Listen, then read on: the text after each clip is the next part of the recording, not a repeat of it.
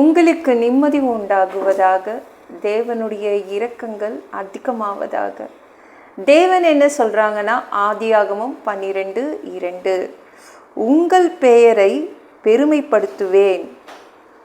தேவன் அப்படி தான் சொல்கிறாங்க, உங்கள் பெயரை பெருமைப்படுத்துவேன்றாங்க. என்னங்க, அத்தனை பேர் முன்னாடி என்னை அசிங்கப்படுத்திட்டு போயிட்டாங்க, என் மானம் போச்சு.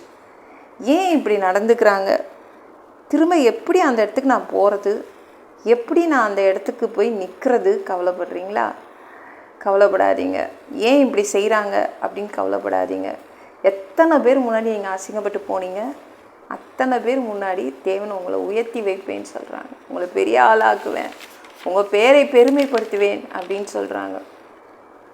சரிங்களா? உங்களை உயர்த்துவார், உங்களை நல்லா ஆசீர்வதிப்பாருங்க, உங்கள் பேரை பெருமைப்படுத்துவேன்னு சொல்கிறார்.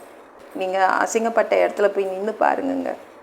போய் தான் பாருங்களேன், இன்றைக்கி தேவன் தான் உங்கள் பேரை பெருமைப்படுத்துவேன்னு சொல்கிறாருல்ல. போய் நின்று பாருங்கள் எந்த அளவு உங்கள் பேர் இருக்குன்னு. கண்டிப்பாக உங்கள் பேரை பெருமைப்படுத்துவார், உங்கள் பேரை உயர்த்துவாருங்க. எவ்வளோக்கு எவ்வளோ உங்கள் பேர் கெட்டு போச்சோ அவ்வளோக்கு அவ்வளோ உங்கள் பேரை பெருமைப்படுத்துவார், உங்களை உயர்த்தி வைப்பார். எரிகோ ரோட்டில் சகேயுன்னு ஒருத்தர் இருந்தார்.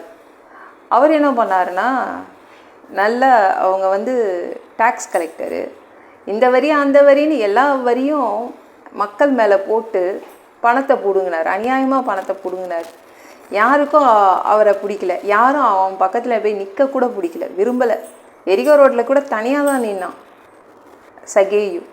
காட்டுத்தி மரத்தில் ஏறி தான் நின்றுட்டு இருந்தான். யாரும் அவனை எட்டி கூட பார்க்கல, அசட்டை பண்ணாங்க அவனை. ஆனால் ஏசு என்ன பண்ணார், நேராக சகேயு கிட்ட தான் நின்னார்.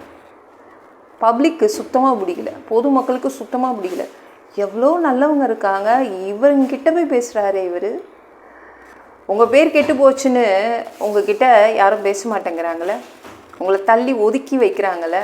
ஆனால் ஏசு உங்கள் பக்கத்தில் தான் நிற்பாருங்க. பப்ளிக்கு பிடிக்கல, பொதுமக்களுக்கு பிடிக்கல அப்படின்னு தள்ளி போக மாட்டார், உங்கள் பக்கத்தில் தான் நிற்பார். அவர் தான் நம்ம ஏசு. உங்களோடு நின்றுவார். ஏன் அவர் நின்னாருன்னா என்ன ஆகும், நம்ம பேர் அப்படியே பெருமை அடையும். அதனால தான் உங்கள் பக்கத்தில் நிற்கிறாருங்க. உங்கள் பேரை பெருமைப்படுத்துவதற்காகவே இன்றைக்கி உங்கள் பக்கத்தில் நிற்கிறாரு. அப்படியே பெருமைப்படுத்திட்டு போயிடுவார்.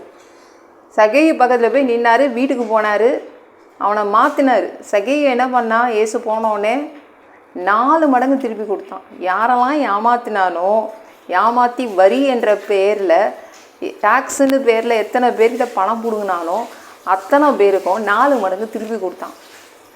அவர் தான் அப்படி தான் ஏசு பண்ணுவார். உங்கள் பேரை கரெக்ட் பண்ணிடுவார், பெருமைப்படுத்துவார், உயர்த்தி வைப்பார், பெரிய ஆளாக்குவார். பயப்படாதீங்க. இந்த வீடியோ பிடிச்சிருந்துச்சுன்னா மற்றவங்களுக்கும் ஷேர் பண்ண மறக்காதீங்க. கர்த்தர் தாமே உங்களை ஆசீர்வதிப்பாராக. ஜெபம் பண்ணலாமா?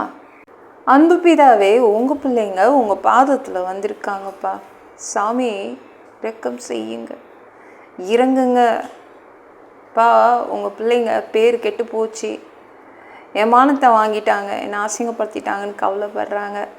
ஆனால் உங்கள் பசங்க, உங்கள் பிள்ளைங்க பேரை நீங்கள் பெருமைப்படுத்த போகிறீங்க. அதற்காக தான் உங்கள் பிள்ளைங்க பக்கத்தில் நின்றுட்டுருக்குறீங்க. அதற்காக நன்றி. உங்கள் பிள்ளைங்க பேரை இன்றைக்கி பெருமைப்படுத்துவீங்க, உயர்த்துவீங்க. நன்றி அப்பா.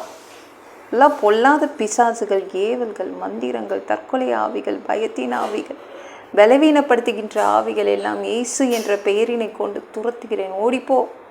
உங்கள் பிள்ளைங்களை இரத்த கோட்டிக்குள் மறைச்சிக்கோங்க, பரிசுத்த ஆவியால் நிரப்புங்க, ஞானஸ்நானம் எடுக்கணும், ரட்சிப்பீராக. இயேசுவின் காயப்பட்ட தழும்புகளால் எல்லா வியாதிகளும், எல்லா பலவீனங்களும், கேன்சர் போன்ற வியாதிகளும் சரியாகுவதாக, மரண படுக்கைகள் சரியாகுவதாக சாமி, பரம்பரை வியாதிகள் சரியாகுவதாக. மனிதனாக பிறந்தா ஜீவ புஸ்தகத்தில் பேர் இருக்கணும், அப்படி இல்லைன்னா அந்த மனுஷனை பிடிச்சி நரகத்தில் தள்ளிடுவீங்க. தீ எறிகிற இடத்துல எப்படி போய் வாழ்கிறது பா? பரலோகத்துக்கு வர்றதுக்கு ஆசைப்படுறோம், அடித்து உதச்சி திருத்தி பரலோகத்துக்கு அனுப்பிடுங்க. கழுவப்படாத பாவங்கள் எங்ககிட்ட இருந்துச்சுன்னா திரு ரத்தத்தை கொண்டு கழுவி எங்களை பரலோகத்துக்கே அனுப்பிடுங்க. எந்த ஒரு இமைப்பொழுது நீங்கள் வருவீங்கன்னு இயேசுவை வணங்கி காத்துட்ருக்கோம், பரிசுத்தமாக வாழ்ந்து காத்துட்ருக்கோம். அந்த ஒரு இமைப்பொழுதில் உங்களுக்கு ஒப்பான உடம்பு எங்களுக்கு கொடுக்கப்படும். அதை பெற்றுக்கொண்டு மதிய வானத்தில் உங்களை சந்திக்க வருவோம். அந்த தருணத்தை நாங்கள் இழந்துடக்கூடாதுப்பா சாமி. ஒரு மனிதனால் பசுத்தமாக வாழ்கிறது கூடாத விஷயம். அதற்கு கூட உங்கள் உதவி கேட்டு தான் வந்து நிற்கிறோமப்பா. ப்ளீஸ்ப்பா 7 வருடம் அந்த கிறிஸ்து ஆட்சியில் விட்டுட்டு போயிடாதீங்க. பிசாசு நடத்தும் ஆட்சியில் விட்டுட்டு போயிடாதீங்க 3வது தடவை கூட இந்த பூமிக்கு வருவீங்க. 1000 வருடம் இந்த பூமியை ஆட்சி செய்வீங்க.